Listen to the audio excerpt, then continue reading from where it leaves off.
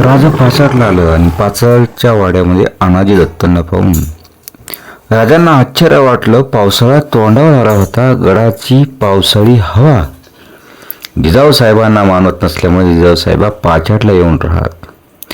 जिजाऊ साहेबांची पाचारची अवस्था पुरी करण्यासाठी अनाजी दत्त गडाखाली आले असते. या कल्पनेने राजांनी विचारलं, अनाजी महासाहेबांची अवस्था पाहायला गडाखाली उतरलात?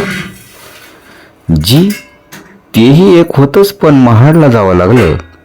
महाडच्या दिवाकर वैद्यांना गडावर पाठवलं. तोच आपण येत असल्याची वर्दी आली. वैद्य कशासाठी? राजांनी घाबरून विचारलं.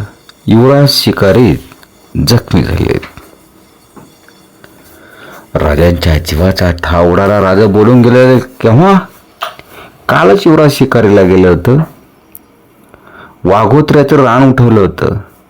तेंडवा उठला आणि युवराजांनी कोणाचंही न ऐकता तलवारीनं वाघ मारायचा ठरवला.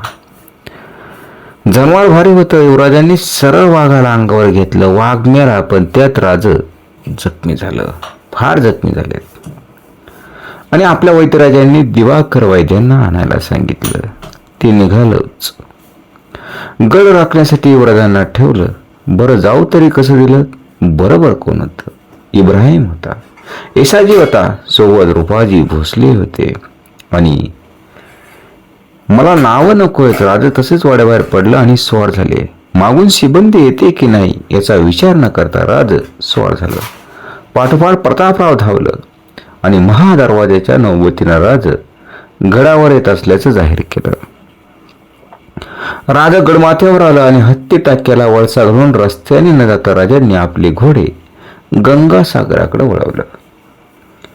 पालखी दरवाज्यापाशी जाऊन राज घामेजलेल्या घोड्यावरून पाय उतार झालं. पहारेकऱ्यांचं मुजरं घेत राज पालखी दरवाजाच्या पायऱ्या चढून गेलं आणि अवचित मागच्या दरवाज्यानं राजा आलेलं पाहून सारं चकित होत होतं. जामदार खाण्याच्या चौकातून राजा सरळ जात होतं आणि राज संभाजीराजांच्या मागे गेलं. संभाजीराजा पलंगांवरती झोपलं होतं. शेजारी वैद्य उभे होते. येसाजी रुपाजी भोसले तिथं हजर होतं आणि जिजाऊ साहेबा युवराजांच्या उशाला उभ्या होत्या. राजा महालात जाताच वैद्य मागं सरलं. राजांनी वैद्यांना विचारलं, वैद्यराज, युवराज कसा आहे? काळजीचं कारण नाही. एका खांद्यावरची जखम जरा खोल आहे. 8 दिवसात युवराज फिरू लागते.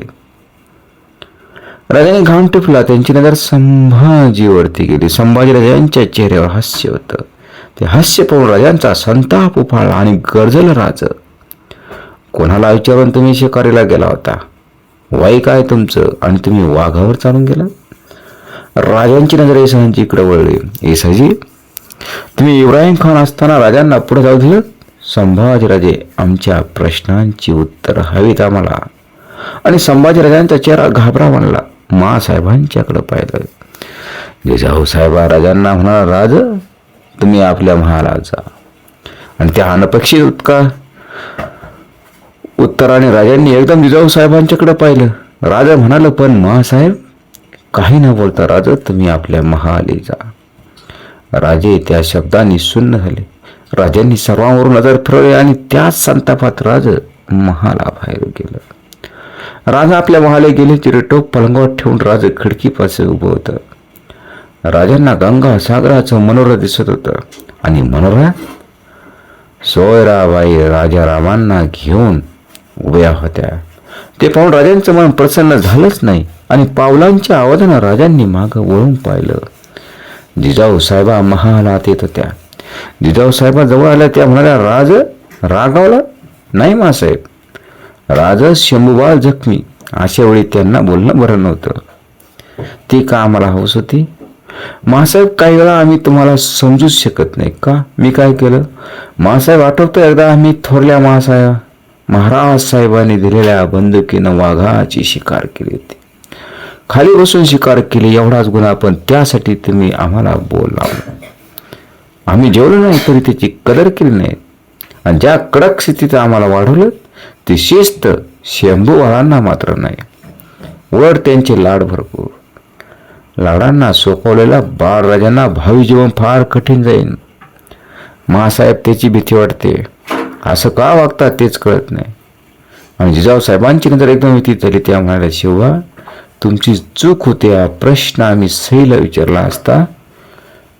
तुम्हाला आई आहे, परंतु त्यांना मात्र आई मात्र नाही आहे. आणि मग मात्र छत्रपती शिवराय मात्र काहीच बोलले नाही जिजाऊ साहेबांना. संभाजीराजे लहान वयामध्ये मात्र वाघाची शिकार केली. सिंहाचा बछडा, वाघाची शिकार.